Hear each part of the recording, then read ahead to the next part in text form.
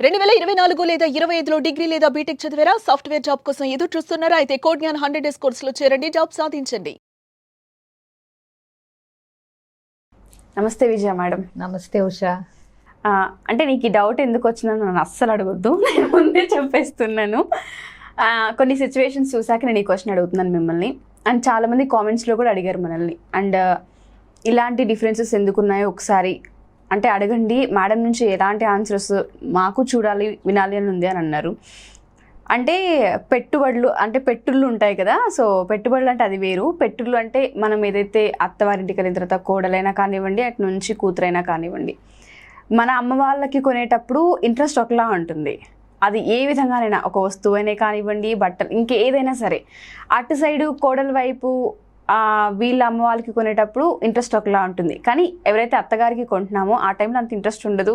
ఏదో ఒకటిలే, వాళ్ళ పిల్లలతో సహా చూస్తూ ఉంటాము. వాళ్ళ పిల్లలకి కూడా, వాళ్ళ మరదలకి పెట్టేటప్పుడు కూడా ఏదైతే ఏముంది పర్లేదులే, ఏదో ఒకటి తీసి పడేద్దాం అన్నట్టుగా చూస్తుంటారు. అంటే ఇలాంటి వ్యత్యాసాలు ఎందుకు చూపిస్తూ ఉంటారు? ఇలా వ్యత్యాసాలు చూపించడం ఎంతవరకు కరెక్ట్ అంటారు మేడం? ఇది చాలా కామన్గా జరిగే విషయం ఉషా. ఇదేంటంటే ఒక రకంగా తెలియనితనం. వాళ్ళ తెలివి తక్కువతనాన్ని నలుగురికి చూపెట్టుకోవటం, తెలియకుండా తెలియనితనాన్ని బయట పెట్టుకోవటం తప్పితే పెద్ద గొప్ప ఘనకార్యం ఏం కాదు వాళ్ళు చేసేది. యాక్చువల్గా చెప్పాలంటే రివర్స్లో ఉండాలి.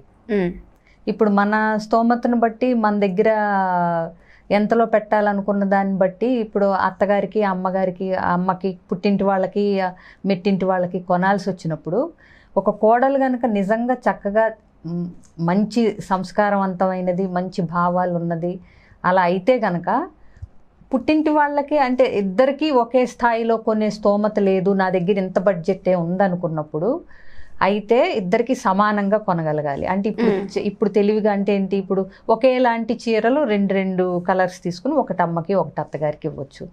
అట్లాగే ఇటువైపు చెల్లెళ్ళకి ఇచ్చేటప్పుడు కానీ, అటువైపు ఆడబడుచులకి ఇచ్చేటప్పుడు కానీ ఒకేలాంటివి తీసుకుని ఇస్తే అసలు ఏ ఇబ్బంది ఉండదు. తర్వాత వాళ్ళు మాట్లాడుకున్నప్పుడు కానీ, ఎప్పుడన్నా అనుకోకుండా కట్టుకున్నప్పుడు కానీ ఏ ఇబ్బంది ఉండదు. అలా కాదు అనుకున్నప్పుడు మనల్ని ఎక్కువ అర్థం చేసుకుని, మనం ఒకవేళ తక్కువ రకం పెట్టినా కానీ, ఇండిఫరెన్స్ చూపించినా కానీ, మన వైపు అది సర్లే, ఏదో మన అమ్మాయి దగ్గర అంత డబ్బులు ఉండవు, లేకపోతే ఏదో హడావిడిలో తీసుకొని ఉంటుంది అని అమ్మ వాళ్ళు అనుకోగలుగుతారు. కానీ అంటే అత్తగారు వాళ్ళు అనుకోరని కాదు, ఇటువైపు అమ్మ వాళ్ళకి బాగా పెట్టి అత్తగారు వాళ్ళకి సరిగ్గా చూడని దానికంటే అమ్మ వాళ్ళకే తప్పదు అట్లా అనుకున్నప్పుడు అమ్మ వాళ్ళ దగ్గరే కొంచెం కాంప్రమైజ్ అయ్యి అత్తగారి వాళ్ళనే కొంచెం బాగా చూసుకోగలగాలి. ఎందుకంటే ఇక్కడ నీ రోలు పెళ్ళైన తర్వాత కోడలిగానే ఎక్కువ ఇంపార్టెన్స్ ఉంటుంది. అంటే ఏంటి, అమ్మ వాళ్ళని పట్టించుకోవద్దు, చూడొద్దు, చెయ్యొద్దు అని ఎవరు అనరు. కానీ బాధ్యతగా చేయాల్సి వచ్చినప్పుడు నీకు పెళ్ళైన తర్వాత నువ్వు సరిగ్గా చేయాల్సింది అటువైపు వాళ్ళకి. ఎందుకంటే ఇటువైపు వాళ్ళు కొంచెం నువ్వేంటో చిన్నప్పటి నుంచి తెలుసు, అలా మామూలుగా అమ్మే కదా, తమ్ముడే కదా, అర్థం చేసుకుంటాడు అట్లా అనుకోవచ్చు. బట్ నువ్వేంటో ఇంకా పూర్తిగా అర్థం కానప్పుడు, నువ్వెవరో, నీ వ్యక్తిత్వం ఏంటో, అసలు నీ మనస్తత్వం ఏంటి, నువ్వు ఎట్లా కలిసిపోతావు, ఇవేది ఇంకా అవతల వాళ్ళకి పూర్తిగా అర్థం కానప్పుడు నువ్వు చేసే ఇలాంటి పనుల వల్ల వాళ్ళకి నువ్వేంటో తెలుస్తావు.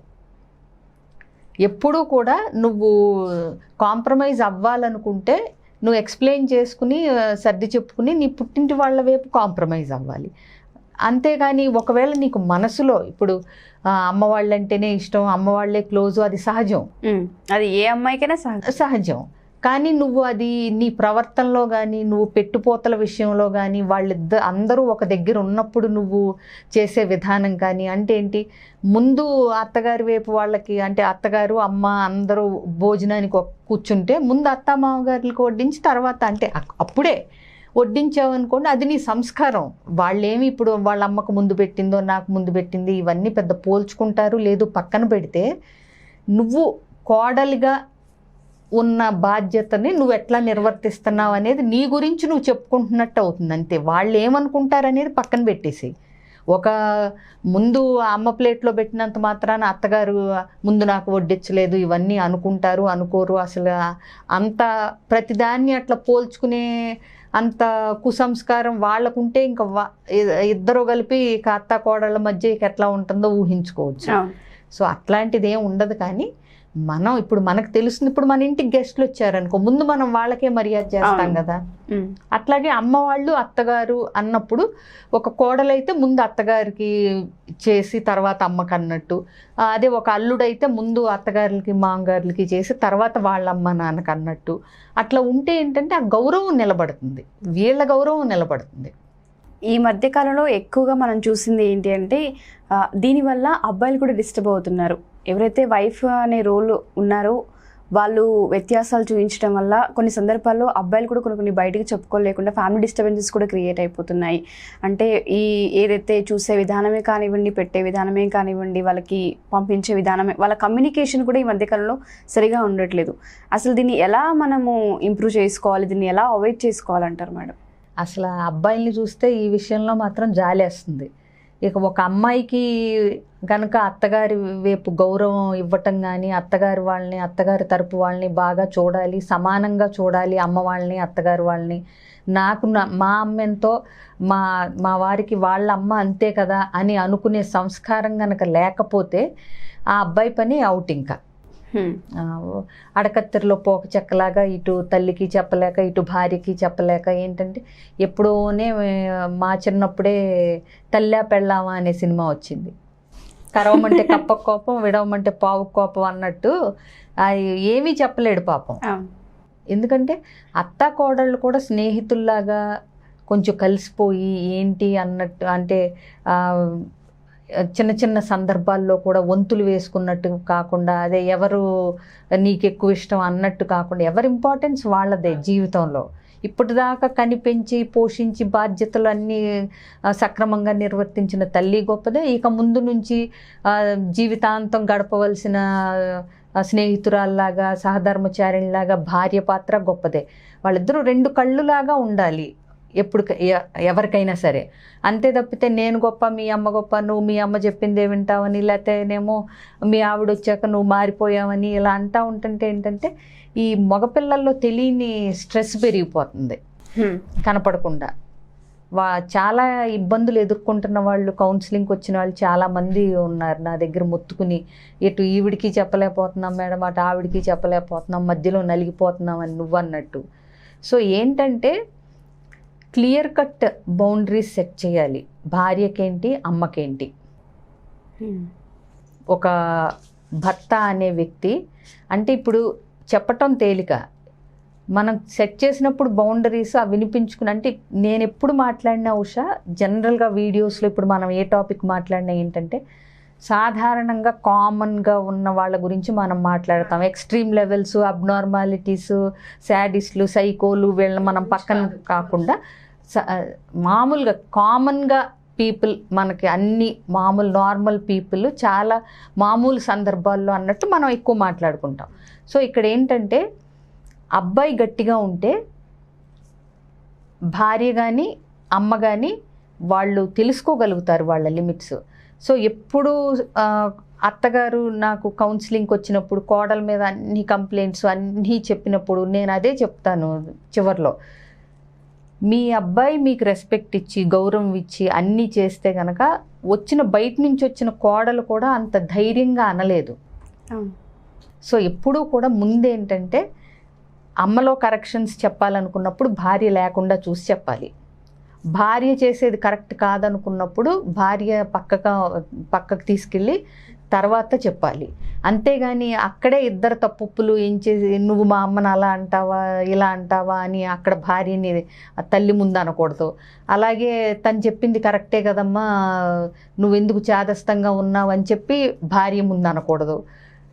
ఏంటంటే ఇవి సైకలాజికల్గా ఇతని మీద ఆధిపత్యం కోసం, ఇతన్ని ఓన్ చేసుకోవటం కోసం జరిగే ఫైట్ అనమాట. అది తెలియకుండా అమ్మకి ఎట్లా ఉంటుందంటే ఇప్పుడు దాకా నా చెప్పు చేతల్లో ఉన్నవాడు జారిపోతున్నాడు భార్య రాగానే అనే పొసెసివ్నెస్ ఆవిడకు ఉంటుంది. ఇప్పుడు దాకా ఇంకా నేను వచ్చాక కూడా ఇంకా అమ్మ కూర్చులాగా ప్రతిదానికి ఆవిడ పర్మిషన్ అడగాల అని చెప్పి ఈవిడికి ఉంటుంది. వీళ్ళిద్దరు ఈ యుద్ధంలో మధ్యలో ఆయన నలిగిపోతూ ఉంటాడు. అట్లా కాకుండా అసలు ఇప్పుడు ఎక్కువ మంది ఎక్కడ అవకాశం ఉంటుందండి కలిసి ఉండటానికి, పెద్ద ఎవ్వరూ ఇష్టపడలేదు అసలు. పెద్దవాళ్ళు కూడా ఎందుకులే వాళ్ళ లైఫ్ ఏదో వాళ్ళు బ్రతుకుతారు విడిగానే, అంటే ఎంజాయ్ చేస్తారు లైఫ్ అన్నట్టు పెళ్ళైన దగ్గర నుంచి విడిగానే ఉండమంటున్నారు, అప్పుడప్పుడు వచ్చి వెళ్ళటమే బాగుంటుందని. ఎక్కడో రేర్గా, అంటే ఇంకా మరీ కొన్ని సందర్భాల్లో తప్పితే కొంచెం వృద్ధాప్యం వచ్చి పనులు చేసుకోలేనంత వరకు పెద్దవాళ్ళు కూడా విడిగా ఉండటానికే ట్రై చేస్తున్నారు ఈ గొడవలన్నీ చూసి, ఎందుకు వచ్చిన గోల్ అని చెప్పి. అవునా కదా? చాలా సందర్భాల్లో చూస్తూ ఉన్నాం. మన పని మనం చేసుకోగలిగినంత కాలం వాళ్ళని బ్రతకనిద్దాంలే, వాళ్ళు ఎంజాయ్ చేస్తారు కొత్త కాపురం అన్నట్టే ఉంటున్నారు వీళ్ళు కూడా. అట్లాగే కాకపోతే ఏంటంటే దానికి మర్యాద ఇచ్చి వీళ్ళు కూడా వచ్చినప్పుడు చక్కగా గౌరవంగా చూసుకోవటం, కలిసి ఉంటే కూడా ఈ పనులు నేను ఆఫీస్ నుంచి వచ్చేసరికి ఈ పనులు మీరు ఒక క్లియర్ కట్గా ఒక చక్కగా ఒక టైం టేబుల్ లాగానో ఒక మాట్లాడుకుని ఇంతవరకు మీరు చేసి అట్లా నేను చూశాను ఒకళ్ళిద్దరు ఫ్యామిలీస్లో మా చుట్టాల్లో. చక్కగా ఎవరి డ్యూటీస్ వాళ్ళకు ఉంటాయి. పొద్దున్నే లేసి అత్తగారు ఏం చేయాలో కోడలు ఏం చేయాలో ముందే ఫిక్స్డ్, క్లారిటీగా చక్కగా ఆవిడ పని ఆవిడ చేసుకుంటారు. ఈ అమ్మాయి లేచిన తర్వాత ఈ అమ్మాయి ఏం చేయాలో ఈ అమ్మాయి చేస్తుంది, ఆఫీస్కి వెళ్ళిపోతుంది, చక్కగా వస్తారు, వచ్చిన తర్వాత ఇద్దరు కలిసి అంటే అసలు ప్లాన్ చేసుకుని అట్లా ఆ అండర్స్టాండింగ్ అనేది ఉండాలి.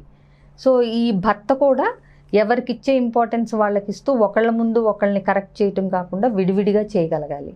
అట్లాగే వాళ్ళిద్దరిని కూర్చోబెట్టి ఒకేసారి చెప్పగలగాలి, ఇద్దరు నాకు సమానంగానే ఇది, సో మీ ఇద్దరు దాని గురించి అయితే గొడవ పడవసరం లేదు అన్నట్టు క్లియర్గా చెప్పుకోగలగాలి. సో అన్ని రకాల వాళ్ళు ఉన్నారు. అదేంటంటే అమ్మాయి అబ్బాయి సంస్కారాన్ని బట్టి ఉంటుంది, వాళ్ళకు ఉండాలి ఆ సంస్కారం. అమ్మ వాళ్ళు ఒకటే, నాకు నా అమ్మ నాన్న ఎంతో, మా హస్బెండ్కి కూడా వాళ్ళ అమ్మ నాన్న అంతే, తల్లిదండ్రులతో సమానం వాళ్ళు అనేది ఉందనుకోమ్మా ఈ వైఫ్ అండ్ హస్బెండ్ ఇద్దరికి. అల్లుడు అత్తగారు మాంగారిని బాగా చూసుకోవచ్చు, ఇప్పుడు బాగాలేనప్పుడు కూతురింటికైనా రావచ్చు అత్తగారు మాంగారు అనే చనువు ఇవ్వాలి అల్లుడు. అలాగే కోడలు కూడా తను అమ్మ నాన్న అంటే ఎంత ఇష్టపడుతుందో అవతల అత్తగారు మాంగారిని చూసేటప్పుడు కూడా అదే భావనతో ఉండాలి. అట్లా ఉన్నప్పుడు అసలు ఏ ఇబ్బంది ఉండదు. Thank you madam. అంటే మీరు ఏదైతే చెప్పారో అది ఒక అబ్బాయి ఆ అమ్మాయి మీదనే డిపెండ్ అయి ఉంటుంది కంప్లీట్గా. అక్కడ మనం ఎవరిని బ్లేమ్ చేయలేము, మీరు అన్నట్టు వాళ్ళ సంస్కారానికి దాన్ని వదిలేయాలి. Thank you madam, thank you so much. So చూస్తారు కదా, మీకు కనుక ఈ ఎపిసోడ్ నచ్చినట్టయితే లైక్ చేయండి, షేర్ చేయండి. మీకు ఇంకేమైనా డౌట్స్ ఉన్నాయి, క్వశ్చన్స్ విజయ మేడం ఇవి చెప్తే బాగుంటుంది అండ్ మీకు ఏమైనా కొన్ని వాటిపైన క్లారిటీస్ కావాలి అనుకుంటే కామెంట్ రూపంలో కామెంట్ చేయండి.